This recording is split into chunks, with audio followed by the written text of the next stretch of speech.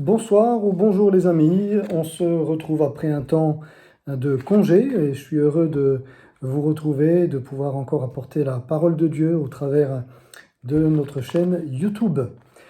Aujourd'hui, on va voir un sujet, alors plus que jamais d'actualité, en tout cas extrêmement brûlant et important, c'est le sujet du parler en langue. Pourquoi donc le parler en langue est-il biblique? Pourquoi parler en langue, c'est biblique et donc qu'il faut rechercher de pouvoir vivre cette expérience et cette manifestation de l'esprit.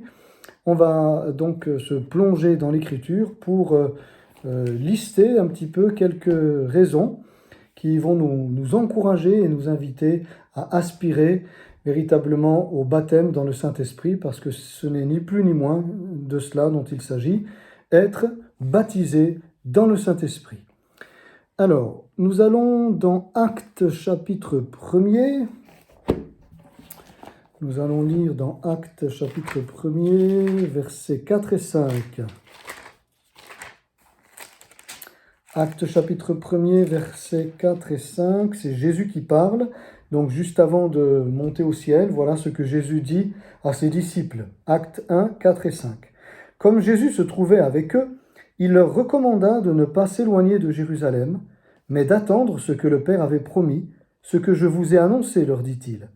Car Jean a baptisé d'eau, mais vous, dans peu de jours, vous serez baptisés du Saint-Esprit. Donc il est bien question du baptême du Saint-Esprit ou dans le Saint-Esprit.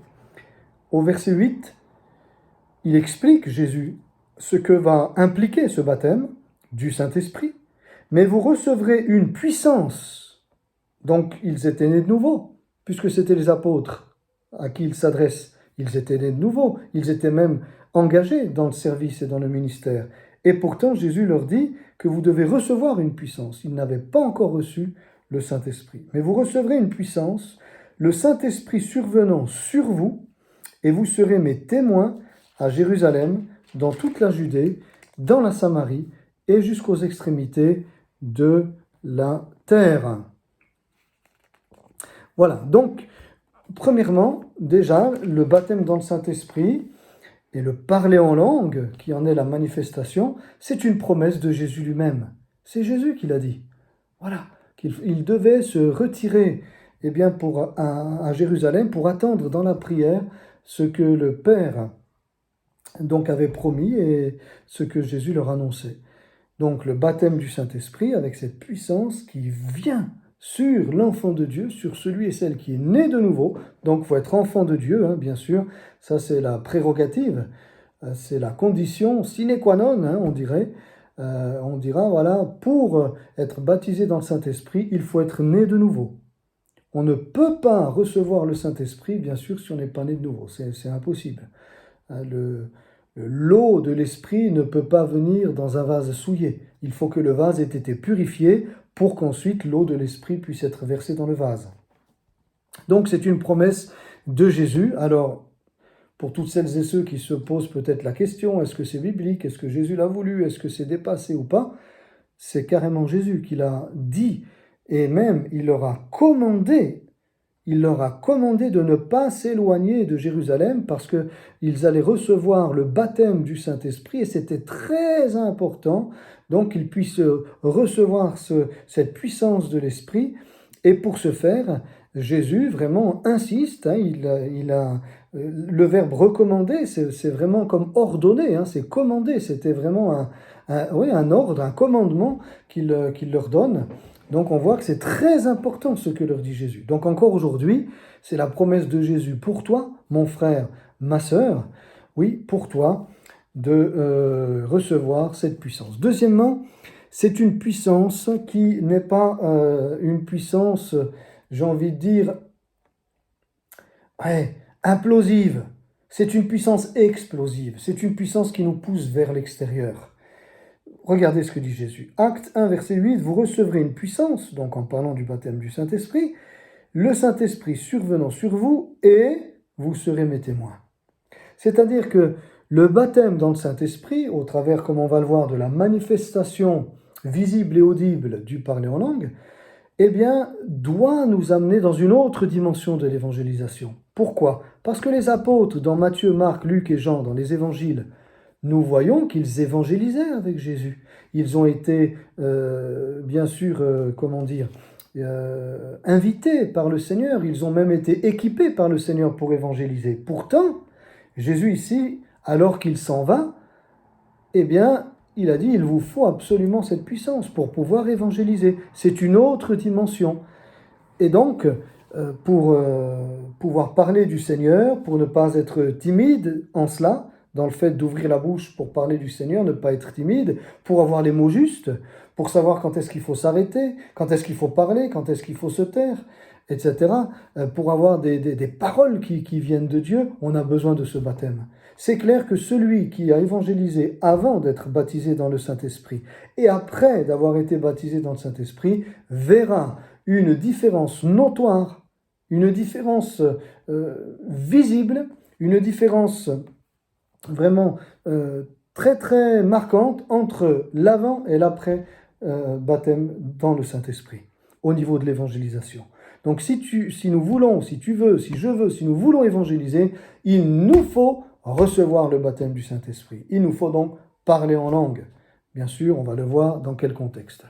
Troisièmement, donc c'est une promesse de Jésus, c'est une puissance vraiment pour évangéliser que ce baptême du Saint-Esprit.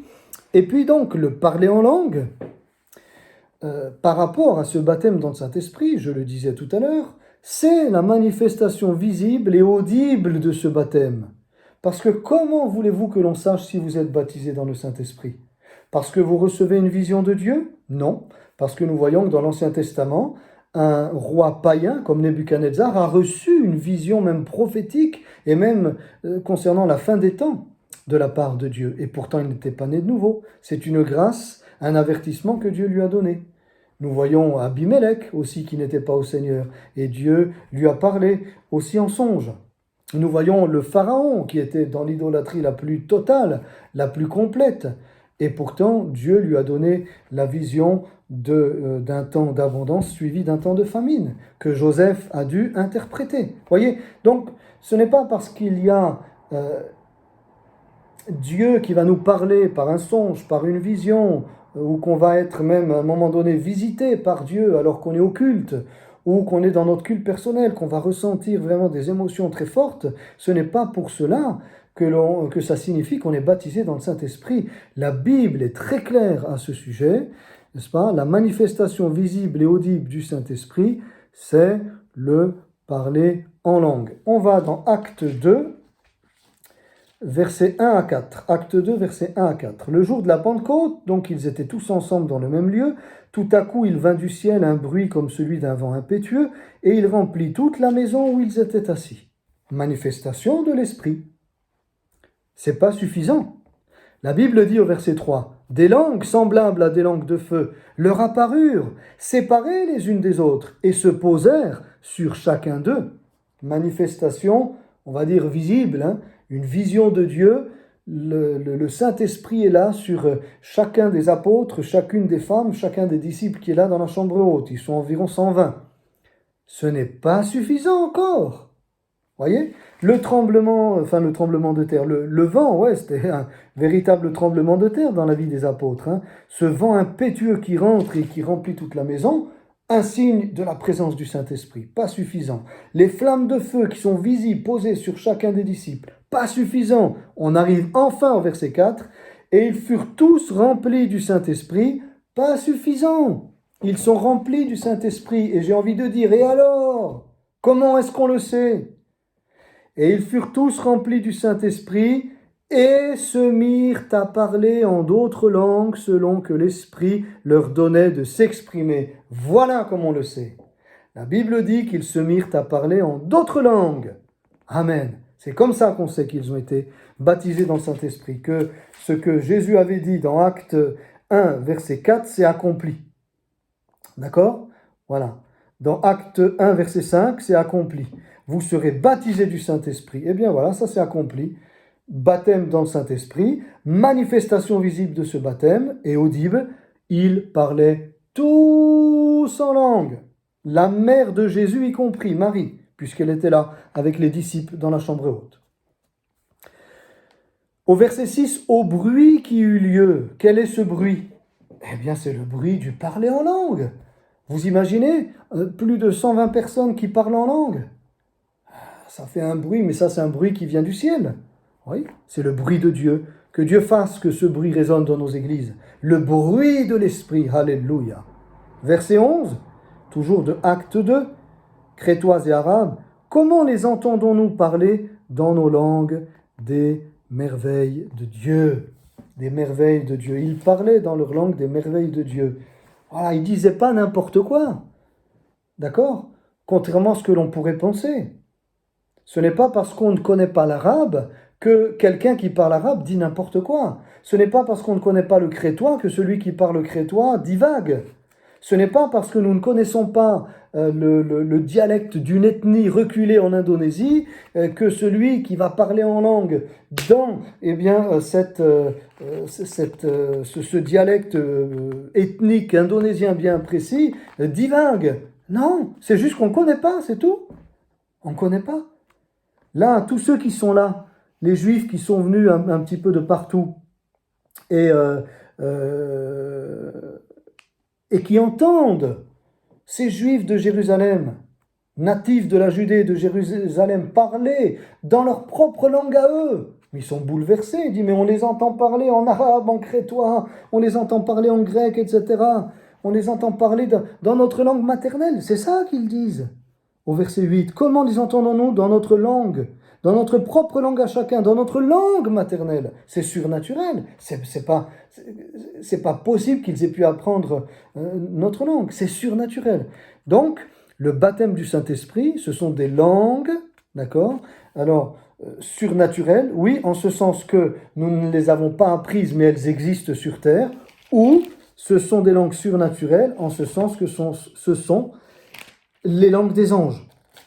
1 Corinthiens chapitre 13 verset 1, quand je parlerai les langues des hommes, donc crétois, arabe, grec, comme je disais tout à l'heure, dialecte indonésien, etc. Quand je parlerai les langues des hommes et des anges, si je n'ai pas l'amour, je suis un airain qui résonne, ou une cymbale qui retentit. Voilà. Les langues des hommes et des anges. Ça peut être aussi des langues des anges. Et c'est vrai que parfois, dans des rassemblements, quand le peuple de Dieu est visité et puis qu'on se met à plusieurs à parler ou à chanter en langue, on a l'impression que c'est une langue vraiment qui vient du ciel. C'est pas une langue qu'on peut trouver ici-bas. C'est pas un dialecte qui vient là-bas d'Indonésie ou du fin fond du Brésil ou de l'Afrique ou de je ne sais où. Non! On sent que c'est une langue céleste, une langue qui est parlée ou chantée par les anges. C'est ce que nous dit la Bible. Ou des hommes, qui est parlé sur terre, ou des anges que nous ne connaissons pas. Et ça, on la sent. Quand ces langues sont parlées, que ce soit aussi des langues des hommes ou des langues des anges, il y a une différence. Il y a une différence. On sent quand c'est céleste ou quand c'est terrestre. Même si les deux sont célestes, même si les deux sont surnaturels. Voyez ? Mais si c'est une langue connue, ou en tout cas qui est parlée ici, ou si c'est vraiment une langue qui vient de là-haut, qui est parlée et chantée par les anges. Oh, que c'est magnifique. Oui, parler des merveilles de Dieu en esprit. Vous vous rendez compte, je vous donne un témoignage, je peux le citer, il est parti auprès du Seigneur, c'est le pasteur Costader, un Américain d'origine juive, un ancien boxeur qui s'était converti. Eh bien, vous savez, il a raconté cette expérience qu'il était dans un avion en direction du Pakistan, et puis il allait évangéliser dans ce pays, bien sûr, musulman. Et alors qu'il était dans l'avion, celui qui était assis à côté de lui s'est mis à lui parler en arabe. Voilà. Et alors, bien sûr, on sait reconnaître l'arabe, en tous les cas, les juifs savent reconnaître l'arabe, mais lui ne parlait pas l'arabe, puisqu'il ne vivait pas en Israël, il vivait aux États-Unis, il n'avait pas appris l'arabe, mais il savait reconnaître comme ça, par un petit peu certains mots, l'intonation, et puis il avait à côté de lui un arabe, d'accord, quelqu'un qui était arabe, il lui parlait en arabe. Eh bien, il a donné ce témoignage, ce pasteur qui ne connaissait pas l'arabe. Et qu'est-ce qu'il a fait? Eh bien, il a demandé au Seigneur, « Seigneur, permets-moi de parler avec cet homme de ta gloire. » Et il s'est mis à parler en langue. Et quand il a parlé en langue, eh bien, il s'est aperçu que l'autre le comprenait. Et l'autre lui répondait. Et alors il attendait que l'arabe qui était à côté de lui finisse de parler, et puis il parlait en langue. Mais il ne savait pas ce qu'il disait, il parlait en langue. Et l'autre, apparemment, comprenait, puisqu'il lui répondait. Et ils ont tenu comme ça une conversation pendant un certain temps. Et ce frère disait, je suis sûr d'une chose, c'est que là, c'est le Saint-Esprit qui a témoigné à cet arabe de Jésus-Christ, du salut en Jésus-Christ, de l'amour de Dieu pour les Arabes, alléluia. C'est le Saint-Esprit qui a parlé à cet homme. Oui, comme ici dans les actes, comme ici dans les actes. Ils ne connaissaient pas ces langues et pourtant ils ont parlé. Oh, que c'est magnifique. Oui, c'est une manifestation visible et audible du baptême dans le Saint-Esprit. Donc, comment savoir si tu es baptisé dans le Saint-Esprit? Question, parles-tu en langue? Si tu ne parles pas en langue, même si tu ressens des émotions, même si tu as eu des visions, même si tu as eu parfois des paroles de Dieu, tu n'es pas baptisé dans le Saint-Esprit. Le baptême dans le Saint-Esprit, le Seigneur a voulu qu'on puisse le savoir qu'on l'a reçu, d'accord, au travers de ce signe du langage. Des langues que l'on ne connaît pas, ça sort tout seul. Ça sort tout seul. C'est des langues qu'on ne connaît pas, un langage que l'on ne connaît pas. Soit la langue des anges, soit une langue qui existe ici-bas mais qu'on ne connaît pas. Et on ne peut plus parler dans notre langue. Parce que si vous voulez, c'est le surplus, ça déborde. Comme disait David, que ma coupe déborde. Et alors quand notre coupe déborde, on n'a plus de mots dans notre langue maternelle. Et c'est là que vient l'Esprit, alléluia, nous donner ses mots à lui, sa langue à lui, gloire à Dieu. Et puis bien sûr, ces langues évoluent. Notre parler en langue évolue, d'accord, évolue. Moi, je sais personnellement que j'ai évolué. Et c'est vraiment quelque chose d'extraordinaire, n'est-ce pas? Quelque chose d'extraordinaire. Donc, faut l'entretenir quand on l'a reçu. Faut l'entretenir parce que c'est vraiment une puissance de vie, c'est vraiment le carburant de notre vie spirituelle, comme on va le voir. Hein. Pour que notre vie spirituelle aille de l'avant, nous devons entretenir ce baptême du Saint-Esprit, être renouvelés dans le parler en langue, dans notre communion personnelle. Quatrièmement, c'est un signe évident qu'un réveil spirituel est en train de prendre place. Acte 2, versets 16 et 17. Acte 2, 16 et 17. Suite à cela, donc, l'apôtre Pierre va prendre la parole, alors que les 120 ont été baptisés dans le Saint-Esprit et que plus de 3000 personnes là vont s'approcher au bruit de ces prières en esprit, eh bien, ils vont s'approcher et là, Pierre va expliquer de quoi il s'agit. Acte 2, 16 et 17. C'est ici, donc dans ce lieu, dans cette chambre haute, c'est ici ce qui a été dit par le prophète Joël. 2 points. Dans les derniers jours, dit Dieu, je répandrai de mon esprit sur toute chair. Vos fils et vos filles prophétiseront, vos jeunes gens auront des visions et vos vieillards auront des songes. Au verset 41, ceux qui acceptèrent sa parole furent baptisés et en ce jour-là, le nombre des disciples augmenta d'environ 3000 âmes. C'est pas un réveil, ça? Eh bien, c'est un signe donc d'un réveil spirituel, même à titre individuel. Nous, dans notre église, je bénis Dieu.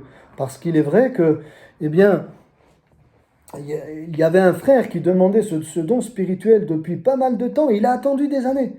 Mais le Seigneur, récemment, l'a baptisé du Saint-Esprit. Il s'est mis à parler en langue et aujourd'hui, comme cela nous fait plaisir, comme cela nous fait du bien, de l'entendre parler en langue. Alléluia. Oh, que ça fait du bien. Il y avait aussi 2 autres sœurs de chez nous qui étaient nées de nouveau, mais qui n'avaient pas parlé en langue. Une d'entre elles, d'ailleurs, n'avait jamais entendu que c'était encore pour aujourd'hui. On l'avait même mise en garde contre cela. Et puis elle est venue ici et elle a entendu dans notre église que c'était biblique. On l'a rassurée, on l'a prié pour elle. Et elle aussi, elle a attendu un certain temps. Et il y a aussi quelque temps, elle a été baptisée du Saint-Esprit chez elle. Elle s'est mise à parler en d'autres langues et sa vie a été transformée. La deuxième sœur, elle savait que c'était biblique, mais ne l'avait pas encore expérimenté. Et elle aussi, eh bien, il y a quelque temps, a été baptisée du Saint-Esprit et s'est mise à parler en langue. Gloire à Dieu.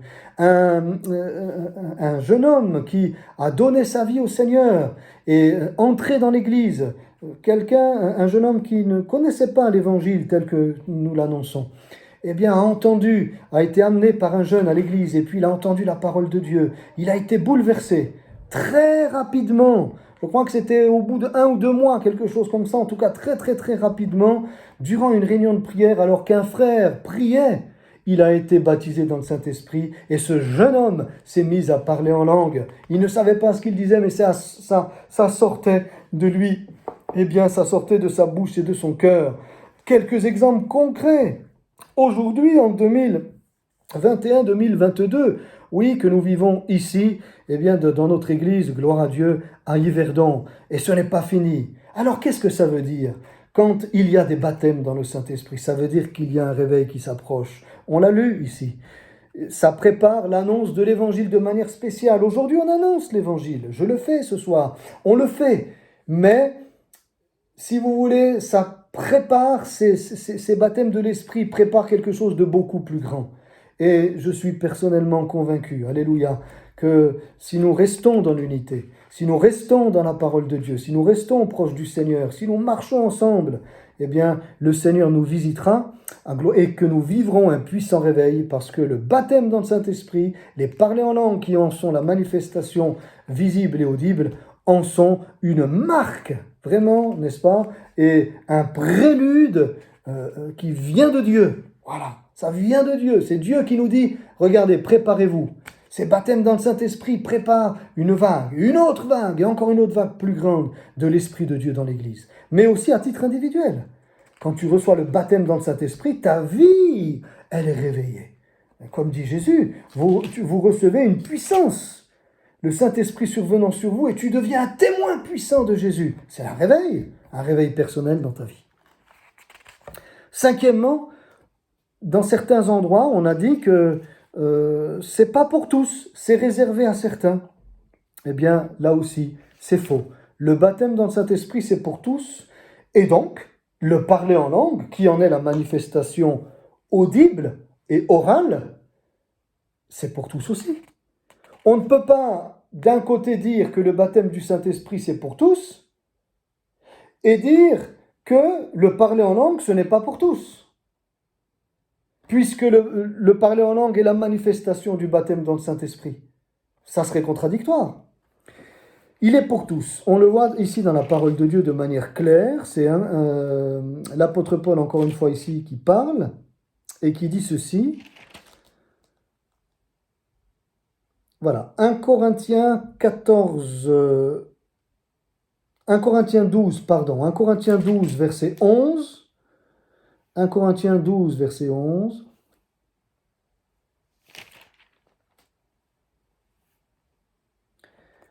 Donc, il est pour tous.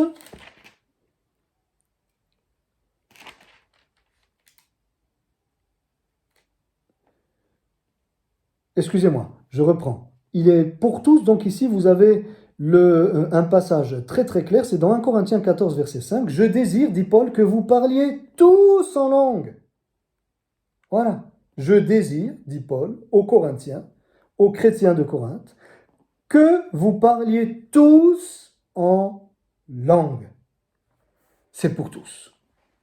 Contrairement aux dons de l'Esprit. Là oui, les dons de l'Esprit, c'est pour ça que j'ai cité tout à l'heure ce texte que je cite maintenant, 1 Corinthiens 12, verset 11. Un seul et même Esprit opère toutes ces choses, les distribuant à chacun en particulier comme il veut.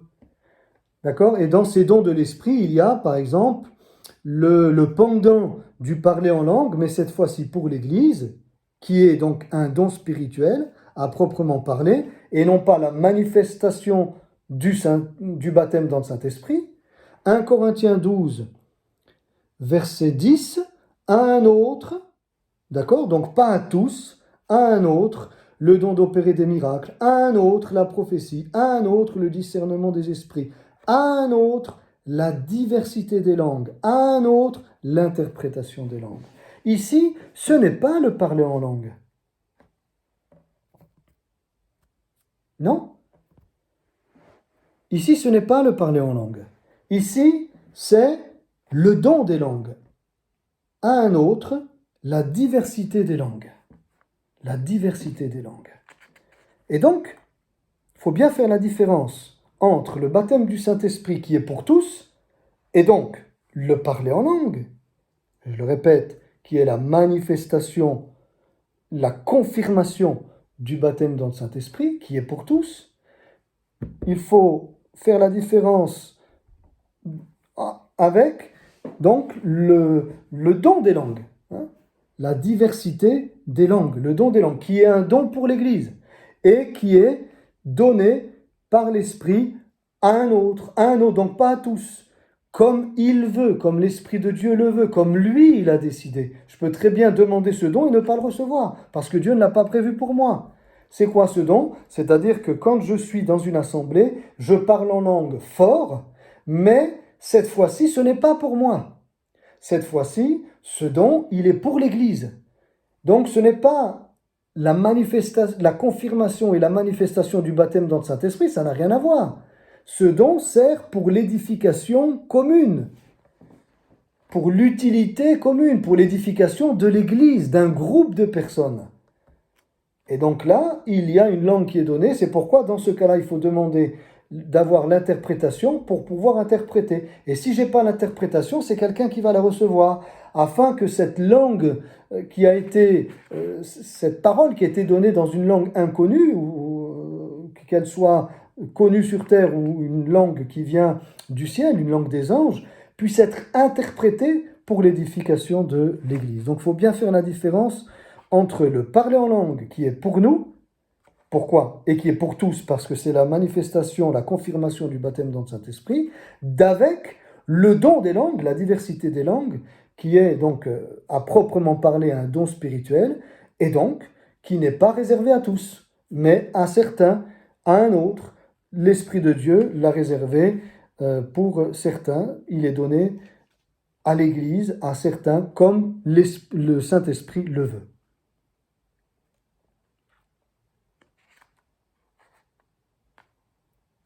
Voilà, autre point important, sixième point, nous voyons que à chaque fois qu'il y a eu le baptême dans le Saint-Esprit, à chaque fois qu'il y a eu une plénitude du Saint-Esprit, ça a été toujours associé avec le parler en langue.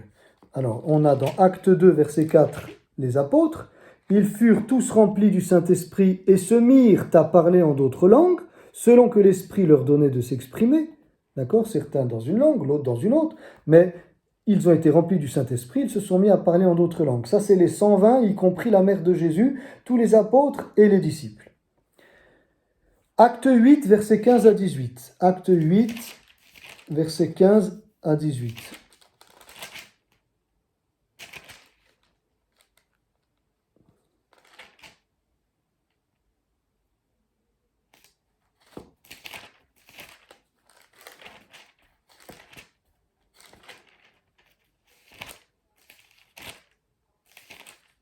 Excusez-moi, c'est Acte 10. Acte 10, versets 44 à 46. Acte 10, 44 à 46. On verra l'autre après. Acte 8, 15 à 18, on le verra après. Comme Pierre prononçait encore ces mots, le Saint-Esprit descendit sur tous ceux qui écoutaient la parole. Tous les fidèles circoncis qui étaient venus avec Pierre furent étonnés de ce que le don du Saint-Esprit était aussi répandu sur les païens. Car, donc le don du Saint-Esprit était répandu sur les païens, d'accord? Le Saint-Esprit est descendu sur tous, car il les entendait parler en langue et glorifier Dieu, alors qu'ils n'étaient même pas baptisés par immersion. Mais ils se sont convertis suite à la prédication de Pierre dans la maison de Corneille. C'était des Italiens, c'était des étrangers.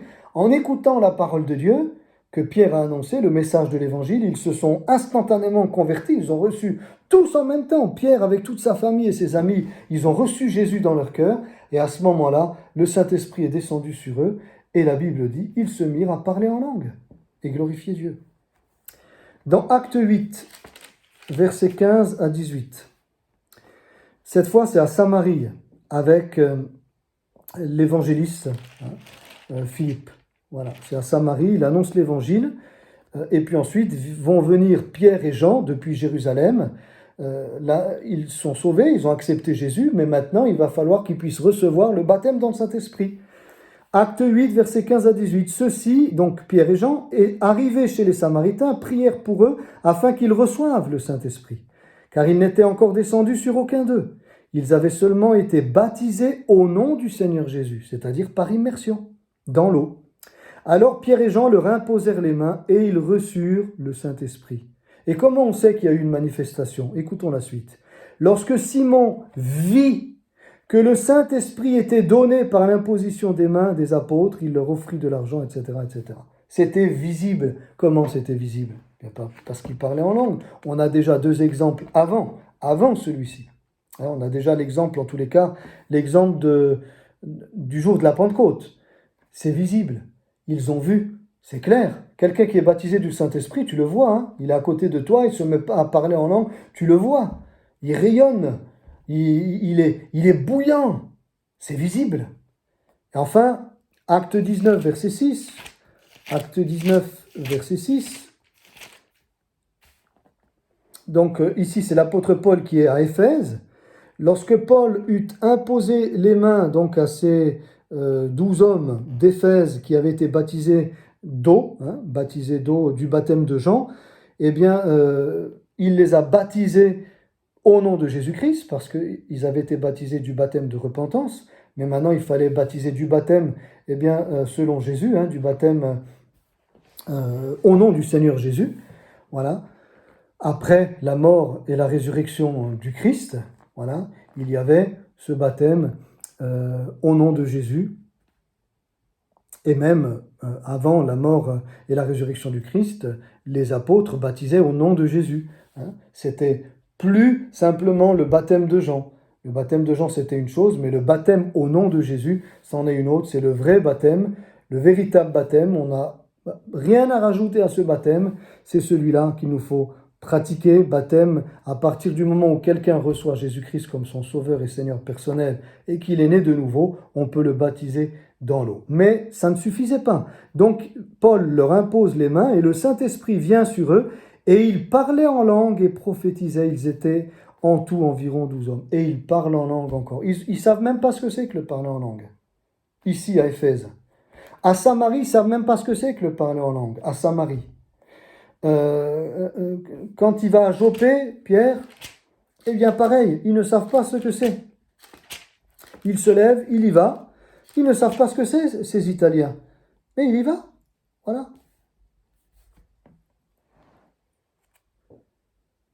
Il y va. Et lorsqu'il arrive là-bas, voilà, là-bas aussi, il va annoncer l'évangile, bien sûr, mais il va être témoin de ce baptême dans le Saint-Esprit. Et puis à Jérusalem, c'était la toute première fois. Alors ils ne savaient pas non plus ce que c'était. Donc c'est très important de poser ces fondements-là, parce que ce sont les fondements de la saine doctrine. Le baptême dans le Saint-Esprit est biblique et il est nécessaire, il est même vital dans ces derniers temps où c'est si compliqué. Dans ces derniers temps, il y a tellement d'oppression, tellement d'attaques, où il y a tellement de facilité pour qu'on s'endorme, combien c'est important d'être baptisé dans le Saint-Esprit et donc de parler en langue.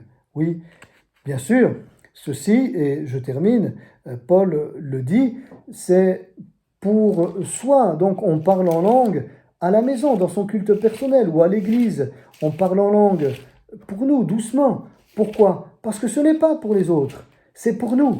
Maintenant, attention, ce n'est pas parce qu'on va parler un tout petit peu plus fort que le Seigneur va se mettre en colère contre nous.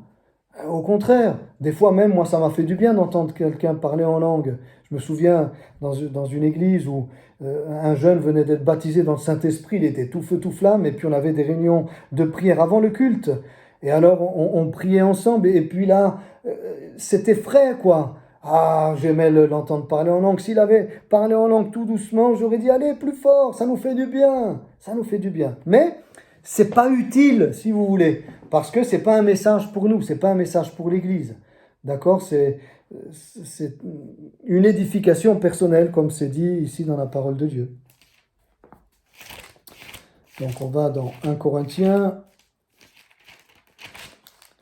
14, verset 4. Celui qui parle en langue s'édifie lui-même. 1 Corinthiens 14, 4. Celui qui parle en langue s'édifie lui-même. Celui qui prophétise édifie l'Église. Voilà, celui qui prophétise édifie l'Église. Donc, Paul dit, 1 Corinthiens 14, 18, « Je rends grâce à Dieu de ce que je parle en langue, plus que vous tous. » L'apôtre Paul parlait en langue. L'apôtre Paul le dit, Et il va même jusqu'à dire, non pas pour se gonfler, mais pour donner envie à ces Corinthiens. Et j'ai envie de dire, pour nous donner envie. Quand on voit le ministère de l'apôtre, il dit, je rends grâce à Dieu de ce que je parle en langue plus que vous tous. Merci Seigneur, voilà ce qu'il dit. Merci Seigneur de ce que je parle beaucoup en langue. Mais maintenant il explique. Mais dans l'Église, j'aime mieux dire 5 paroles avec mon intelligence, afin d'instruire aussi les autres, que 10 000 paroles en langue. Voyez? Donc dans l'Église, ça ne va pas être utile pour les autres, à moins que j'ai non pas se parler en langue la personnelle, qui est la manifestation du baptême du Saint-Esprit, mais que j'ai, comme je disais tout à l'heure, le don des langues. Et donc là, ça va être un parler en langue pour l'Église.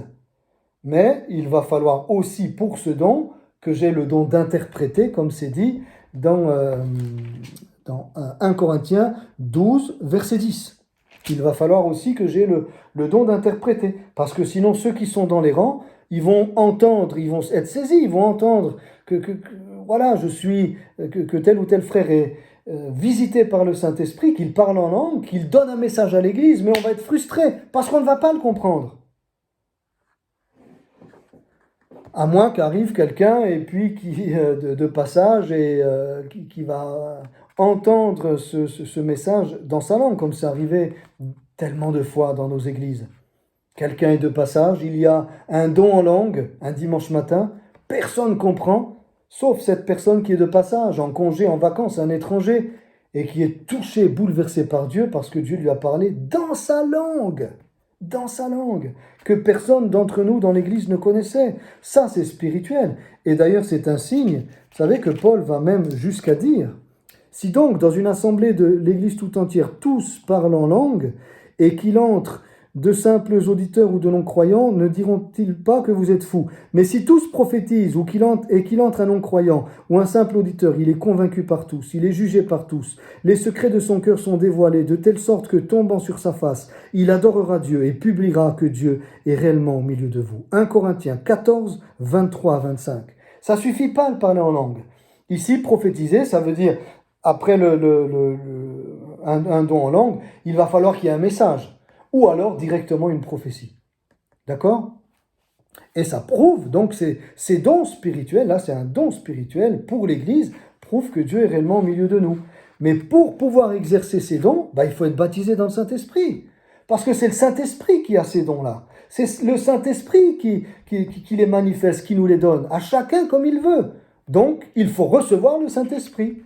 Voilà, la personne qui les distribue, la personne qui les donne, la personne qui en est l'auteur. Voilà, c'est le Saint-Esprit. Alléluia. Donc Paul parlait en langue beaucoup plus que tous les Corinthiens. Donc ça veut dire qu'il y allait, quoi. Hein. Paul mettait l'accent sur ce parler en langue. Il développait, il entretenait son baptême dans le Saint-Esprit. C'est clair et net. Voilà, frères et sœurs. D'accord? Donc, n'ayons pas peur de ce don, pour ceux qui peut-être encore auraient peur de parler dans une langue démoniaque, chose que j'ai entendu dire. Et là, par contre, j'avais repris les chrétiens. Hein. Quand des chrétiens avaient dit dans une église qui était contre le baptême dans le Saint-Esprit, non, c'est comme un petit peu en Inde, là-bas, c'est une parole diabolique. J'ai dit attention, parce qu'il ne faut pas parler mal du Saint-Esprit. Il faut faire attention. Il ne faut pas aller trop loin non plus. Que quelqu'un dise, bon, j'ai pas encore connu ça, et à la lumière du message d'aujourd'hui, ou en tout cas à la lumière de ce qui est écrit dans la Bible, c'est vrai que c'est biblique. Ça, je le reconnais. Je le vis pas, il n'y a pas de souci. Mais de dire que c'est diabolique, attention, parce que là, nous parlons du Saint-Esprit, et il faut faire attention de ne pas aller trop loin.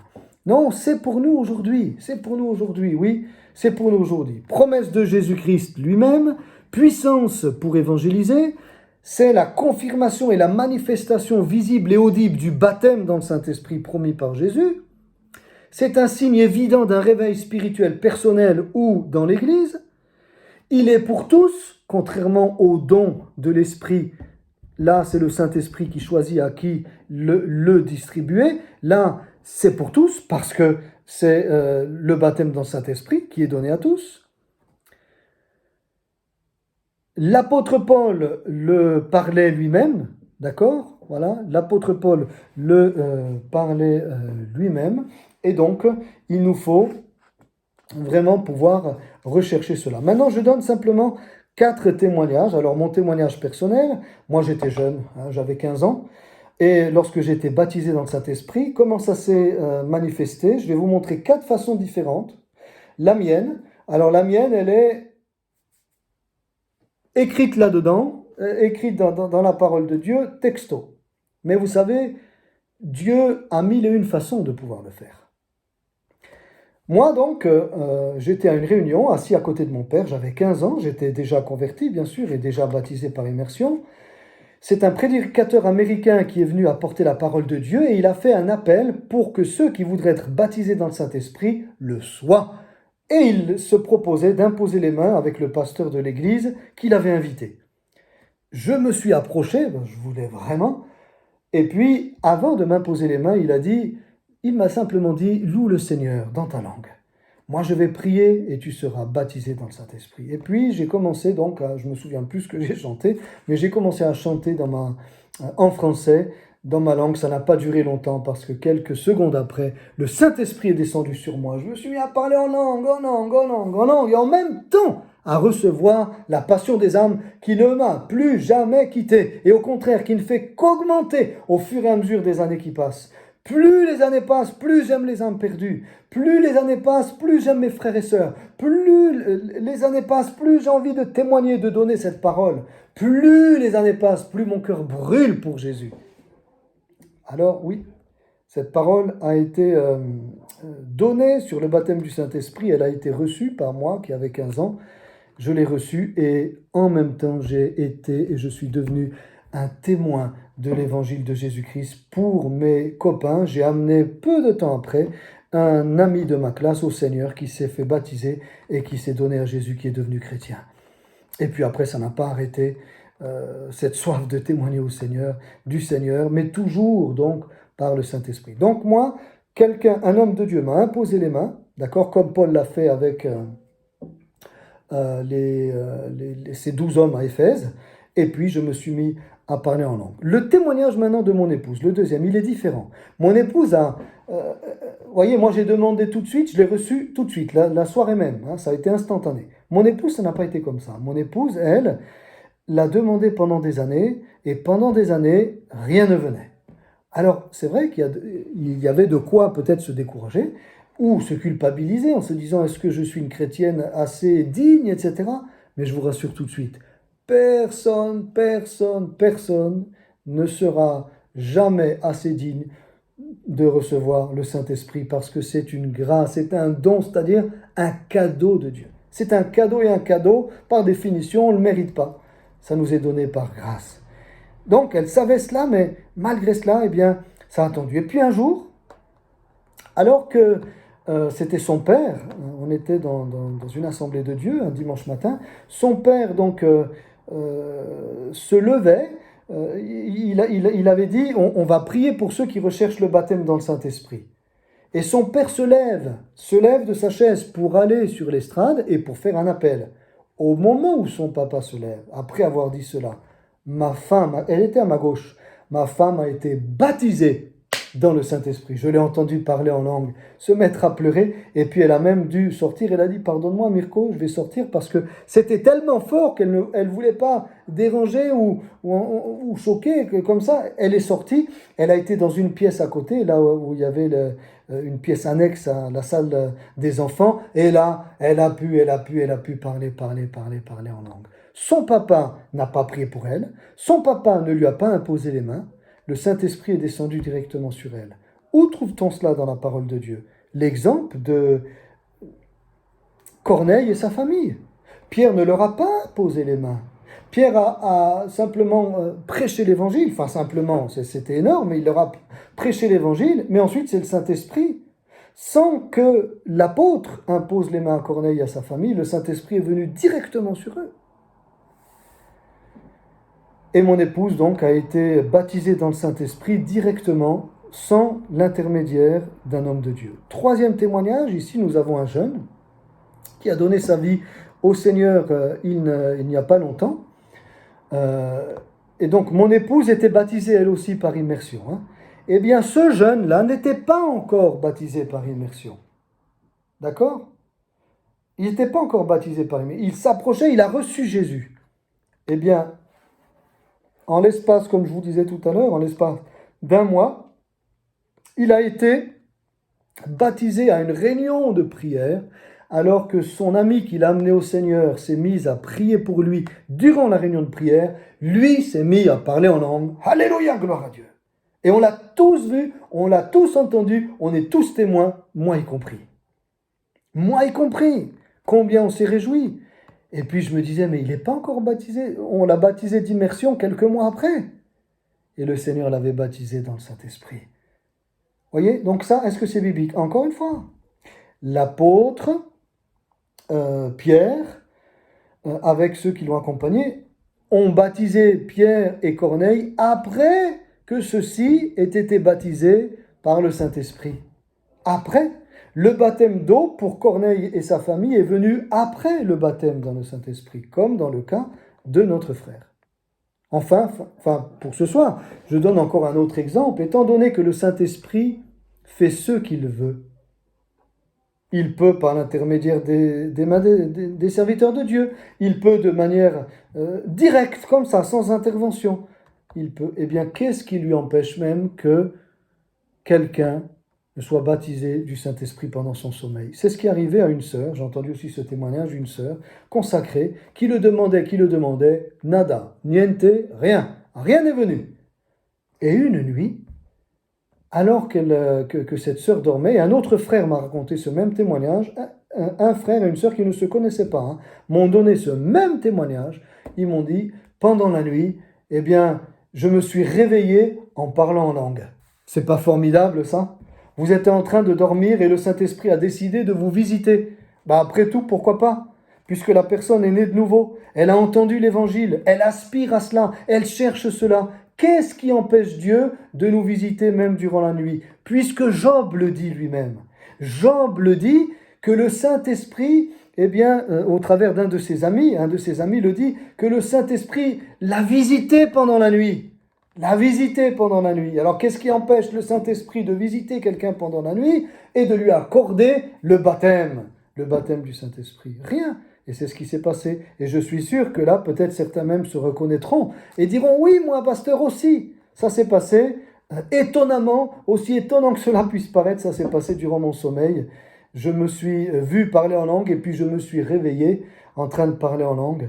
Alléluia, pendant le sommeil. Donc, vous voyez, et il y a d'autres aussi façons d'être baptisé dans le Saint-Esprit. Il y aurait toutes sortes de témoignages parce que le Saint-Esprit fait comme il veut. Mais en tous les cas, quand on est baptisé dans le Saint-Esprit, on parle en langue. Amen. Alors, soyez bénis, soyez renouvelés. Et si vous n'êtes pas encore baptisé dans le Saint-Esprit, faites avec moi cette prière. Alléluia. Et soyez-le. Pourquoi pas aujourd'hui? Faites comme moi, je me suis approché du serviteur de Dieu et j'ai reçu immédiatement. Recevez le Saint-Esprit. Seigneur, je te prie pour toutes celles et ceux qui, en écoutant cette vidéo, n'auraient pas encore été baptisés dans le Saint-Esprit. C'est pour eux que je prie, Seigneur, avant tout, afin que maintenant, au moment où ils entendent ton serviteur prier, là où ils sont, Seigneur, dans leur salon, dans leur chambre, sur leur chaise, debout en train de faire la cuisine, de s'occuper ou d'être en communion avec toi, Seigneur, ils soient visités et qu'ils puissent être baptisés du Saint-Esprit, qu'ils parlent en langue, donne-leur ta langue. Oh, une langue qu'ils ne connaissent pas, qui est parlée ici, ou une langue qu'ils ne connaissent pas, qui est parlée dans ton ciel de gloire, une langue des anges. Alléluia. Oh, visite-les. Descends, Esprit de Dieu. Descends sur ce frère. Descends sur cette sœur. Maintenant, là où ils sont, je te le demande, mon Père, au nom de ton Fils Jésus, parce que c'est ta volonté. C'est ta volonté. À toi la gloire, Seigneur. Amen, amen, amen. Alléluia.